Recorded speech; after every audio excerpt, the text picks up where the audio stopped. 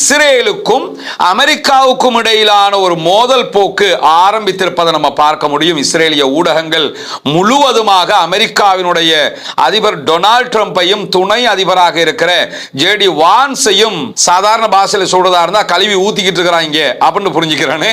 அந்த அளவுக்கு கடுமையாக திட்டி தீர்த்து கொண்டிருக்கிறார்கள். இவ்வளவு காலமாக உங்களை நம்பினோம், கைவிட்டுட்டீங்க, துரோகம் பண்ணிட்டீங்க என்கிற வார்த்தைகள் தற்பொழுது இஸ்ரேலுக்குள்ள ரொம்ப அதிகமாக பேசப்படுகிற வார்த்தைகளாக இருக்கிறது. ஏன்னா அடுத்தவனுக்கு துரோகம் செஞ்சு செஞ்சு செஞ்சு வாழ்நாள் முழுவதுமே பழக்கப்பட்டவங்களுக்கு திடீர்னு அவங்களுக்கு ஒரு துரோகம் ஏற்படும் போதுதான் அந்த துரோகத்தினுடைய வழி தெரியும். அது மாதிரி இவ்வளவு காலமாக அடுத்தவர்களுக்கு, அரபு நாடுகளுக்கு, காசாவுக்கு, லெபனானுக்கு, இந்த மாதிரி ஆட்களுக்கு எல்லோருக்குமே துரோகம் செய்த யூதர்களுக்கு, ஜியோனிஸ்டுகளுக்கு, இஸ்ரேலியர்களுக்கு முதல் தடவையாக அமெரிக்கா துரோகம் இழைத்திருக்கிறது. எனவே அதை அவர்களால் தாங்கிக் கொள்ள முடியாத ஒரு கஷ்டத்திற்கும் துன்பத்திற்கும் இன்னலுக்கும் ஆளாகி இருக்கிறார்கள். இந்த நிலையில தான் இன்றைய தினம் தற்போது இந்த வீடியோ ரெக்கார்ட் பண்ணப்படுகிற நேரத்தில் சுவிட்சர்லாந்தில் அமெரிக்காவுக்கும் ஈரானுக்கும் இடையிலே பேச்சுவார்த்தைகள் நடைபெற்று வருகிறது. அதனுடைய தகவல்களை பார்ப்பதற்கு முன்பதாக இன்றைக்கு இஸ்ரேலுக்குள்ள ஒரு முக்கியமான கருத்து கணிப்பீடு செய்யப்பட்டிருக்கிறது. ஜெருசலம்ல செயல்படக்கூடிய ஹீப்ரு பல்கலைக்கழகம் அகாம் நிறுவனத்தோடு இணைந்து ஒரு கருத்து கணிப்பீட்டை மக்களுக்கு மத்தியிலே செய்திருக்கிறார்கள். அந்த கருத்து கணிப்பீடு என்னன்னு கேட்டா, ஈரானுடனான யுத்தத்தில் ஜெயித்தது யார், வென்றது யார் என்பதுதான் இஸ்ரேலிய யூதர்களிடத்தில் ஜெருசலம் ஹீப்ரு பல்கலைக்கழகமும் அகாம் நிறுவனமும் மேற்கொண்ட கருத்து கணிப்பாக இருக்கிறது. அந்த கருத்து கணிப்பிலே மிக தெளிவாக ஈரானுடைய யுத்தத்தில் ஈரான் ஜெயித்து விட்டது அப்படின்னு சொல்லி இஸ்ரேலியர்களே கருத்து சொல்லி இருக்கக்கூடிய செய்திகள் வெளியாகி இருக்கிறது. போரினாலும் அதை தொடர்ந்து அமெரிக்காவுடன் செய்து கொண்ட ஒப்பந்தத்திலும் ஈரான் மேலும் வலுப்பெற்றிருக்கிறது என்று சொல்லி இஸ்ரேலியர்களில் அதிகமானவர்கள் நம்புகிறார்கள் என்று சொல்லுகிறது கருத்து கணிப்பு. அதை தாண்டி இன்றைக்கு ஞாயிற்றுக்கிழமை வெளியிடப்பட்டிருக்கக்கூடிய இந்த கருத்து கணிப்பில் ஜூன் 17 முதல் 20ஆம் தேதி வரைக்கும் மக்களுக்கு மத்தியிலே கருத்துக்களை கேட்டிருக்கிறது இந்த குறித்த பல்கலைக்கழகமும் நிறுவனமும். அந்த அடிப்படையில் கணக்கெடுப்பு பிரகாரம் பங்கேற்றவர்கள் 92.1% பேர் இந்த யுத்தத்தில் ஈரான் வெற்றி பெற்றிருக்கிறது அப்படின்னு சொல்லி தெளிவாக சொல்லி இருக்கிறார்கள். 82.9% பேர் இஸ்ரேலுடைய நீண்ட கால பாதுகாப்பு பலவீனம் அடைந்திருக்கிறது என்றும் சொல்லி இருக்கிறார்கள். ரெண்டுமே ஈரானுக்கு சாதகமானதான். ஈரான் ஜெயிச்சிருக்குது, அதே போன்று இஸ்ரேலுடைய பாதுகாப்பு பலவீனப்பட்டிருக்கிறது என்று சொல்லி இருக்கிறார்கள். இந்த இரண்டுமே ஈரானுடைய வெற்றியை பறைசாற்றுகிறது மட்டுமல்லாம பிரதமர் பெஞ்சமின் நெத்தன்யாகுவினுடைய தேர்தல் தளமாக இருக்கக்கூடிய வலதுசாரி அணியை ஆதரிக்கும் வாக்காளர்களுக்கு இடையே கருத்து கேட்கப்பட்ட நேரத்தில் 93.1% பேர் ஈரான் வென்றதாக நம்பியதாக இந்த கருத்து கணிப்பீடு வெளிப்படுத்தி இருக்கிறது. ஒட்டுமொத்த நாட்டு மக்கள் என்கிற அடிப்படையில் பார்த்தா 92% பேர் இந்த வார்ல ஈரான் தான் ஜெயிச்சிருக்கிறாங்க அப்படின்னு சொல்லி சொல்றாங்க. அதே நேரம் இஸ்ரேலிய பிரதமர் பெஞ்சமின் நெத்தன்யாகுவினுடைய கட்சி இருக்குதுல, அவங்க வலதுசாரியா இருக்கிறாங்க. அந்த வலதுசாரி கட்சியை சேர்ந்தவர்களிடத்தில் எடுக்கப்பட்ட கருத்து கணிப்பீடு பிரகாரம் அதுல 1% கூட 93% பேரு ஆமா இஸ்ரேல் தோத்துருச்சு, ஈரான் ஜெயிச்சிருச்சு அப்படின்னு சொல்லி இருக்கக்கூடிய காட்சிகளை பார்க்க முடியும்.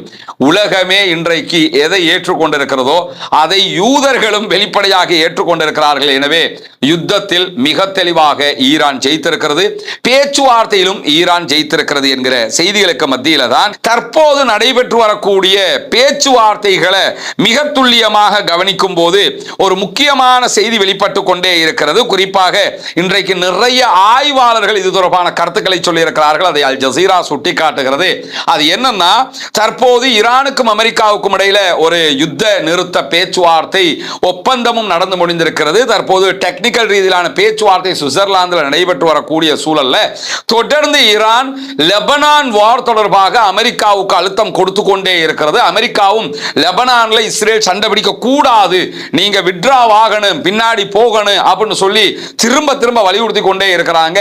இது தொடர்பாக கருத்துக்களை சொல்லக்கூடிய ஜியோ பாலிடிக்ஸ் அறிஞர்கள், ஆய்வாளர்கள் என்ன சொல்றாங்கன்னு கேட்டா, ஈரான் மிக தெளிவாக இஸ்ரேலை இஸ்ரேலையும் அமெரிக்காவையும் பிளவுபடுத்துகிறது.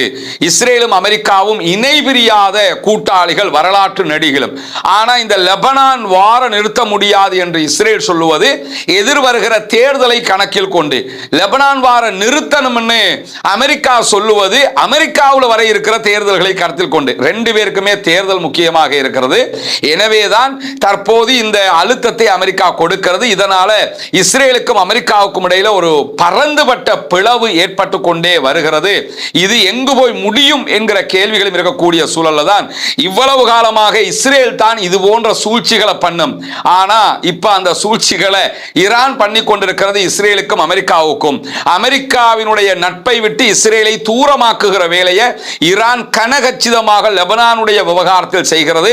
லெபனானில் சமாதானம் வர வேண்டும், தாக்குதல்கள் நிறுத்தப்பட வேண்டும் என்கிற ஒரு தேவை ஈரானுக்கு இருந்தாலும் அதை தாண்டிய இன்னொரு தேவை என்னன்னு கேட்டா அந்த அழுத்தத்தை கொடுப்பதினூடாக இஸ்ரேலையும் அமெரிக்காவையும் பிளவுபடுத்த வேண்டும். அதை அவர்கள் கனகச்சிதமாக செய்து கொண்டே இருக்கிறார்கள் என்கிற செய்திகளும் இன்றைக்கு வெளியாகி கொண்டிருக்கக்கூடிய காட்சிகளை நம்ம பார்க்க முடிகிற அதே நேரத்தில் இன்றைய நாள் ஈரானுடைய அதிபர் மசூத் பெசக்ஷியன் அவர்கள் தற்போது நடைபெற்று வரக்கூடிய பேச்சுவார்த்தைகள், அதே போன்று அமெரிக்காவோடு செய்து கொண்ட ஒப்பந்தங்கள் தொடர்பாக புதிய சில செய்திகளையும் வெளியிட்டிருக்கிறார். அதிலே அவர் சொல்லும் போது என்ன சொல்றாருன்னு கேட்டா, யுத்தத்தை முடிவுக்கு கொண்டு வருவதற்கான அமெரிக்காவோடு நடத்தப்படுகிற பேச்சுவார்த்தைகள், அதே போன்று போடப்பட்டிருக்கக்கூடிய ஒப்பந்தத்தின் ஒரு பகுதியாக தற்போது ஈரானுடைய சொத்துக்கள் கிட்டத்தட்ட 29 பில்லியன் அமெரிக்க டாலர்கள் அளவுக்குண்டான சொத்துக்கள் உலக அளவில் முடக்கப்பட்டிருக்கிறது. அதிலே 6 பில்லியன் சொத்துக்கள் கத்தர்ல முடக்கப்பட்டிருக்கிறது. ஈரானுக்குரிய சொத்து கத்தர்ல இருக்குது. அதுல 6 பில்லியன் சொத்துக்கள் அது முடக்கப்பட்டிருக்கிறது. அதை உடனடியாக கத்தர் வழியாக விடுவிப்பதாக அமெரிக்கா ஒப்புக்கொண்டிருக்கிறது. ஏற்கனவே யுஏஇல இருக்கக்கூடிய, துபாயில் இருக்கக்கூடிய 10 பில்லியனை நாங்க விடுவிக்கிறோம் சொல்லி யுஏஇ அறிவிச்சிட்டாங்க. இப்பொழுது கத்தர்ல இருக்கக்கூடிய 6 பில்லியனையும் விடுவிப்பதாக அமெரிக்க அதிபர் டொனால்ட் ட்ரம்ப் சொல்லி இருக்கிறாரு என்கிற செய்திகளை மசூத் பெசக்ஷியன் அவர்கள் மிக தெளிவாக இன்றைக்கு வெளிப்படுத்தி இருப்பது மட்டுமல்லாமல், புரிந்துணர்வு ஒப்பந்தத்தில் உள்ள அனைத்து விதிகளும் ஈரானுக்கு சாதகமாகத்தான் இருக்கிறது என்பதை வெளிப்படையாகவும் சொல்லியிருக்கிறார் மசூத் பெசக்ஷியன். இந்த பேச்சுவார்த்தைகளின் சாதனைகளே இதை வெளிப்படையாக தெரியப்படுத்துகிறது என்று சொல்லியும் அவர் சொல்லி இருப்பதை நம்ம பார்க்க முடியும். நீங்க பேச்சுவார்த்தையை பார்த்தீங்கன்னாலே நாங்க தான் ஜெயிச்சிருக்கோம்ங்கிறது உலகத்துக்கே தெரியுது அப்படின்னு சொல்லக்கூடிய மசூத் பெசக்ஷியன் அவர்கள் பல விஷயங்களை செய்வதற்கு எங்களுக்கு ஆரம்பத்தில் தடை விதித்திருந்த அமெரிக்க அதிபர் டொனால்ட் ட்ரம்ப் அவர்கள் தன்னுடைய சமீபத்திய பேச்சுவார்த்தைகள், சமீபத்திய நடவடிக்கைகள் மூலமாக அந்த எல்லா தடைகளையும் நாட்டு மக்களுக்காகவும் தேச நலனுக்காகவும் முற்றுமுழுதாக நீக்குவதற்கு ஒப்புக்கொண்டிருக்கிறார் என்று சொல்லுகிறார் ஈரானுடைய அதிபர் மசூத் பெசக்ஷியன். அதில் உள்ள ஒரு வடிவம் தான் கத்தர்ல இருக்கக்கூடிய 6 பில்லியன் நிதிகளும் மீண்டும் ஈரானுக்கு கையளிக்கப்படும் என்று சொல்லப்படக்கூடிய செய்தி. அதை தாண்டி சுவிட்சர்லாந்தில் நடைபெற்று வரக்கூடிய பேச்சுவார்த்தைகளால முதலில் அதிருப்தி அடையக்கூடியவர் இஸ்ரேலிய பிரதமர் பெஞ்சமின் நெதன்யாகு தான் என்று சொல்லியும் ஈரானுடைய அதிபர் மசூத் பெசக்ஷியன் போகிற போக்குல ஒரு கிண்டல் மொழியில வார்த்தைகளை வீசக்கூடியதை நம்ம பார்க்க முடியும். என்னன்னா உண்மையும் அதுதான்.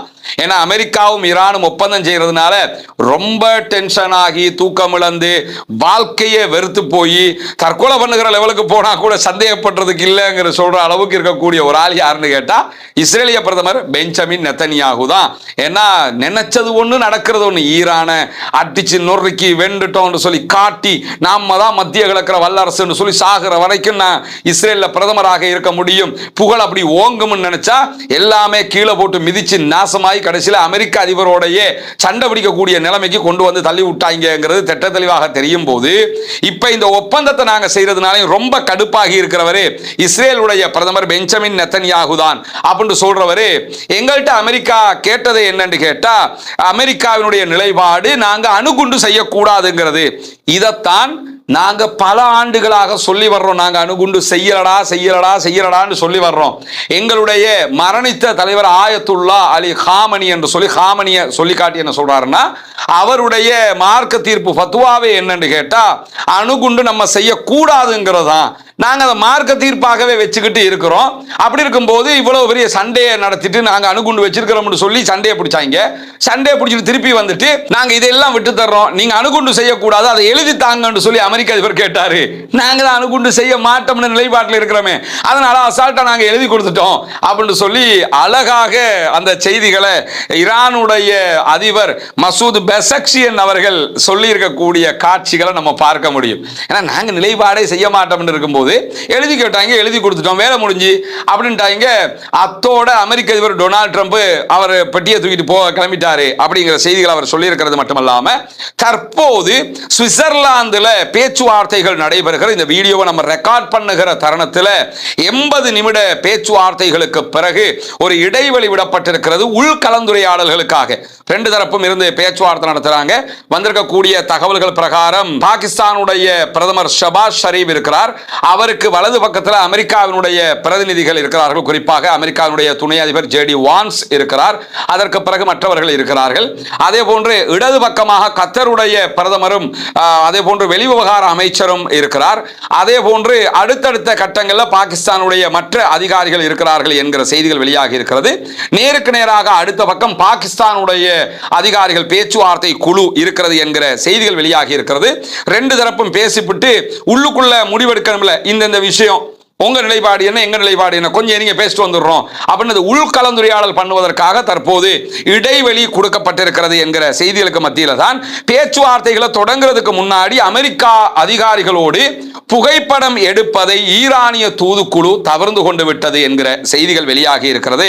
சுவிட்சர்லாந்தில் பேச்சுவார்த்தைகளை ஆரம்பிக்கிறதுக்கு முன்பதாகவே அமெரிக்காவினுடைய தூதுக்குழுவோடு கை கொடுக்கிறது, கை குலுக்கிட்டு அப்படியே போய் உட்கார்ந்து மீடியாக்களை சந்திச்சு பேசுறது, மீடியாக்களுக்கு பேசிட்டு அதுக்கு பிறகு போட்டோ குரூப் போட்டோ எடுத்துக்கிறது என்கிற ஒரு சிஸ்டத்தை அமெரிக்கா ரெடி பண்ணி வச்சிருந்தாங்க சுவிட்சர்லாந்துல. இந்த மூணு விஷயத்துக்குமே ஈரான் முடியாதுன்ட்டாங்க. நம்ம பேச்சுவார்த்தை நடத்தி அதுல உண்மையிலே ரெண்டு தரப்பும் சக்சஸ் ஆனோம்னு சொன்னா அப்ப கை குலுக்கிக்கிறோம், குரூப் போட்டோ பிடிச்சிக்கிறோம், மீடியாவை சந்திச்சுக்கிறோம், அதுக்கு முன்னாடி முடியாது அப்படின்னு சொல்லிட்டாங்க. அதனால தான் ஜேடி வான்ஸ் என்ன பண்ணார்னா அவர் தனியா வந்து நின்று மீடியாவுக்கு பேசினாரு. அதுக்கு பிறகு அவர் தனியா போட்டோ ஷூட் எடுத்துக்கிட்டார். எல்லாம் தனித்தனியாக பண்ணிக்கிட்டாங்க. இதுதான் இன்றைக்கு அவர்கள் வரும்போதே ஈரானியர்கள் நடந்து கொண்ட ஒரு முக்கியமான முறை. அது சரியான முறையும் கூட. ஏன்னா பேச்சுவார்த்தையில் சக்சஸ் ஆயிட்டோம்னா தானே நம்மளோட கைகுலிக்கு சூப்பர் நாங்கள் நண்பர்களாக இருப்போம்னு சொல்லணும். பேச்சுவார்த்தையை முடியாமல் ஃபோட்டோ ஷூட் பண்ணி என்னத்தை பண்ண, கடைசியில் செய்ய வேண்டியதை ஃபர்ஸ்ட்டுக்கு ஏண்டா வச்சங்கிற விதமாக அவங்க முடியாதுன்ட்டாங்க. இன்றைக்கு பேச்சுவார்த்தைக்கு அவர்கள் வருகிற காட்சியைத்தான் நீங்கள் பார்க்குறீங்க. முகமது பாகர் ஹலீபாப் அவர்கள் வருகிறார்கள். அதே போன்று ஈரானுடைய ஃபாரின் மினிஸ்டர் அப்பாஸ் அராக்சி அவர்களும் பேச்சுவார்த்தையிலே பங்கெடுத்திருக்கக்கூடிய நிலையில சுவிட்சர்லாந்தில் நடைபெறுகிற இந்த பேச்சுவார்த்தைகளுக்கு மேலதிகமாக யார் யாரெல்லாம் ஈரான் தரப்பால் வந்திருக்கிறாங்க பார்த்தீங்கன்னு சொல்லி சொன்னா, தூதுக்குழுவுல ஈரானுடைய தலைமை பேச்சாளராக முகமது பாகர் ஹலீபாப், இவர்தான் ஈரானுடைய பாராளுமன்ற சபாநாயகர், ஸ்பீக்கராக இருக்கிறாரு. அவர்தான் தலைமை தாங்குகிறார். நீண்ட காலமாக ஈரானுடைய புரட்சிகர பாதுகாப்பு படை பிரிவு IRGC-னுடைய விமானப்படை தளபதியாக செயல்பட்டவர் இவர். அங்க இருக்கக்கூடிய எல்லோருமே ராணுவத்தோட சம்பந்தப்பட்டவங்களாகத்தான் இருப்பாங்க. எந்த அரபு நாட்டிலையும் இப்படி இருக்க மாட்டாங்க. அவங்க தான் ராணுவத்தில் இருந்து அரசியலுக்குள்ள வந்தவங்களாக இருப்பாங்க. அதனால தான் அவங்களுக்கு இஸ்ரேல் மாதிரி ஒரு நாட்டை ஈஸியா எதிர்கொள்ள முடிகிறது. ஏன்னா அவங்களுக்கு எல்லாமே தெரியும். அரசியல்வாதிகள் மட்டுமல்ல, அவங்களுக்கு ஆல்ரெடி ராணுவத்தை பற்றிய தெளிவுகள் இருக்கிறது. அதே மாதிரி பிறகு அவர் என்ன செய்யறாருன்னா, ஈரானுடைய போலீஸ் காவல்துறை தலைவராக நியமிக்கப்பட்டிருந்தார். 2005 முதல் 2017 வரைக்கும் தலைநகர் தெஹரானுடைய மேயராக செயல்பட்டிருந்தார் முகமது பாகர் ஹலீபாப். அதற்கு பிறகு 2020 முதலாக நாடாளுமன்ற சபாநாயகராக பதவியேற்று அதை சிறப்பாக நடைமுறைப்படுத்தி வருகிறார். இரண்டாவதாக தற்போது வெளியுறவுத்துறை அமைச்சர் அப்பாஸ் அராக்சி அவர்கள் இருக்கிறார்கள். அவரும் இந்த பேச்சுவார்த்தையிலே பங்கெடுத்திருக்கிறார். அப்பாஸ் அராக்சியை பொறுத்தவரையில நாட்டினுடைய இரண்டாவது மிக உயர்ந்த பதவியில் இருக்கக்கூடியவர், மிகச்சிறந்த அரசியல்வாதியாகவும் பேச்சுவார்த்தையாளராகவும் கணிக்கப்படுகிற ஒருவராக இருக்கிறார் அப்பாஸ் அராக்சி. அது மட்டுமல்லாம உச்ச தலைவராக இருக்கிற ஆயத்துல்லா முஜ்தபா அலி காமனியினுடைய ரொம்ப நெருக்கத்துக்குரியவராகவும் இவர் அறியப்படுகிறார். அதே போன்று அலி பக்ரியும் பேச்சுவார்த்தைகளை பங்கெடுத்திருக்கிறார். கடந்த 10 ஆண்டுகளாக ஈரானுடைய அணுசக்தி விவகாரம் தொடர்பான பேச்சுவார்த்தைகளில் ஈடுபட்ட மிக முக்கியமான ஒரு நபர். 2021 மறைந்த ஜனாதிபதி இப்ராஹிம் ரைசியினுடைய ஆட்சி காலத்தில், ரைசி வந்து 2 வருஷத்துக்கு முன்னாடி தான் மரணிக்கிறாரு. 2001 இருந்து அவர் ஆட்சியில் இருக்கிறாரு. ரைசியினுடைய ஆட்சியில் அந்த நேரத்தில் பல மீட்டிங்குகளில் பேச்சாளராக கலந்து கொண்ட கொண்டவர் தான் அலி பக்ரி அவர்கள். இவரே ஒரு முக்கியமான பேச்சாளர். காரணம் என்னன்னு கேட்டா, ஏற்கனவே இப்ராஹிம் ரைசியினுடைய பயணத்தில் மரணிச்சதுல அப்துல்லாஹியன் மரணிச்சிட்டாரு. அவர் மிகச்சிறந்த ஒரு சமாதான பேச்சாளர், பல மீட்டிங்குகளை லாபகமாக அட்டன் பண்ணக்கூடியவர். அவர் தான் இதுக்கு முன்னாடியும் பல அணுசக்தி பேச்சுவார்த்தைகள்ல தலைமை தாங்கி இருந்தார். அவரோட எப்பொழுதுமே இருந்தவர் தான் அப்பாஸ் ஆராக்சி, தற்போதைய ஃபாரின் மினிஸ்டர். எனவே இந்த பேச்சுவார்த்தையில மிக தெளிவான பேச்சுவார்த்தை அனுபவம் உள்ள ஃபாரின் மினிஸ்டராக அப்பாஸ் ஆராக்சி இருக்கிறார். அதே போன்று அலி பக்ரி அவர்களும் கலந்து கொண்டிருக்கிறார். அதற்கு மேலதிகமாக முகமது பாகர் ஹலீபா இருக்கிறார். அதை தாண்டி ஈரானுடைய மத்திய வங்கியின் ஆளுநராக செயல்படக்கூடிய அப்துல் நாசர் ஹம்மாதியும் இதிலே கலந்து கொண்டிருக்கிறார். அதே போன்று ஈரானுடைய எண்ணெய் வளத்துறை துணை அமைச்சராக செயல்படுகிற ஹமீத் பூட்ரூமும் கலந்து கொண்டிருக்கிறார் என்கிற செய்திகள் வெளியாகி இருக்கிறது. அந்த வரிசையில் நீங்க பாத்தீங்கன்னா ராஜதந்திரம், தேசிய பாதுகாப்பு, பொருளாதார தடை நீக்கம், அதே போன்று வங்கித்துறை, எரிசக்தி, எல்லா துறை சார்ந்த நிபுணத்துவம் கொண்டவர்களும் இந்த பேச்சுவார்த்தைகளிலே பங்கெடுத்து இருக்கிறார்கள் என்கிற செய்திகள் வெளியாகி இருக்கக்கூடிய சூழல்ல தான் கை குலுக்கிறதுக்கு முடியாது, போட்டோ பிடிக்கவும் முடியாது, மீடியாவில் இப்போ உட்கார முடியாது, முடிச்சுட்டு உட்காருவோம் சொல்லி ஈரான் சொன்னதோட அமெரிக்காவினுடைய துணை அதிபர் மீடியாக்கள் வந்து பேசினார். பேசும்போது அவர் சொன்ன ஒரு முக்கியமான செய்தி என்னன்னு கேட்டா, முழுமையான பிராந்திய போர் நிறுத்தத்துக்கு ட்ரம்ப் உறுதியோடு இருக்கிறார். இனி யுத்த நிறுத்தம் தான், அதுக்கு ட்ரம்ப் ரெடியா இருக்கிறாரு அப்படின்னு சொல்லி இருக்கிறாங்க.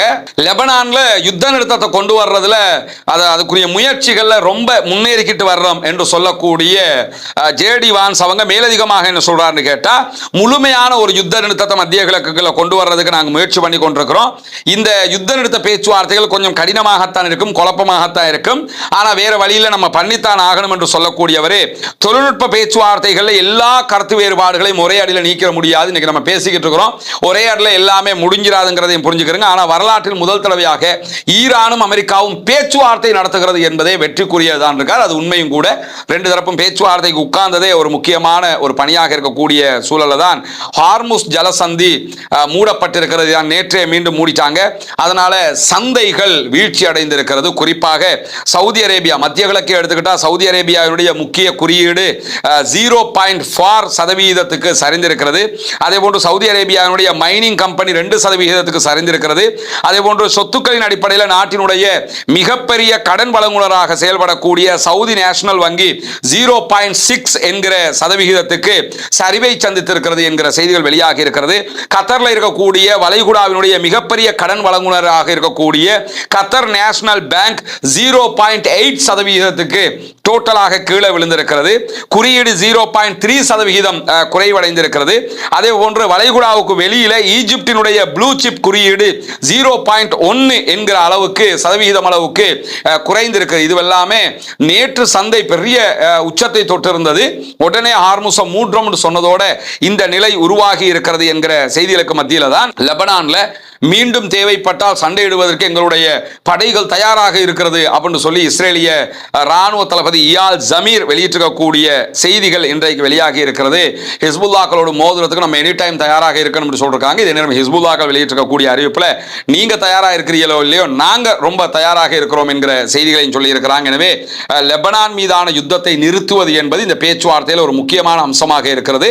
ஆனால் லெபனான் யுத்தத்தை நிறுத்திட்டாலே பெஞ்சமின் நெத்தன்யாஹு காலி என்று சொல்லி அர்த்தம். அதனாலதான் அதை சீர்குலைக்கிறதுக்கான ஏற்பாடுகள் அவங்க செஞ்சுக்கிட்டே இருக்கிறாங்க என்கிற சூழல்ல தான் சற்று நேரத்துக்கு முன்பதாக UKMTO என்கிற ஐக்கிய ராச்சியத்தினுடைய கடல்சார் ஆய்வு மையம் வெளியிட்டிருக்கக்கூடிய அறிவிப்புல யமனுடைய கடல் பரப்புல ஒரு பாரிய எண்ணெய் டேங்கருக்கு தாக்குதல் நடத்தி கைப்பற்றுவதற்கு முனைந்த ஒரு போட்ல போன 6 பேர், அவர்களை கப்பலில் இருந்த பாதுகாப்பு படை அவர்களோடு சண்டையிட்டு கப்பலை மீட்டிருக்கிறது.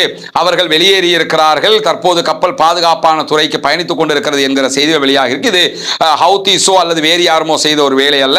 இது சோமாலிய கடற்கொள்ளையர்கள் செய்கிற பணி என்று சொல்லியும் இன்றைக்கு செய்திகள் வெளியாக இருக்கக்கூடிய சூழல்ல தொடர்ந்து இணைந்திருங்கள். சுவிட்சர்லாந்தினுடைய பேச்சுவார்த்தைகள் என்ன விதத்தில் நடைபெறுகிறது, எப்படி முடிவுக்கு வரப்போகிறது என்பதை உடனுக்குடன் உங்களுக்கு கொண்டு வந்து தருவதற்கு தயாராக இருக்கிறோம். இந்த பேச்சுவார்த்தைகள் தொடர்பான மேலதிகமாக உடனடியான செய்திகளையும் உங்களுக்கு தனியான வீடியோக்களாக பகிர இருக்கிற அதே நேரம் ஆக்கிரமிப்புகள் ஓய வேண்டும், ஆக்கிரமிப்பாளர்கள் ஓய வேண்டும் என்கிற உயரிய பிரார்த்தனைகளோடு பாலஸ்தீனம் வெல்ல வேண்டும், பாலஸ்தீனம் வெற்றி பெற்று தனி நாடாக உருவாக வேண்டும் என்கிற பிரார்த்தனைகளோடு ஆக்கிரமிப்பாளர்களுக்கு எதிராக தொடர்ந்தும் ஜனநாயக ரீதியாக குரல் எழுப்புவோமாக வாகிறோம்.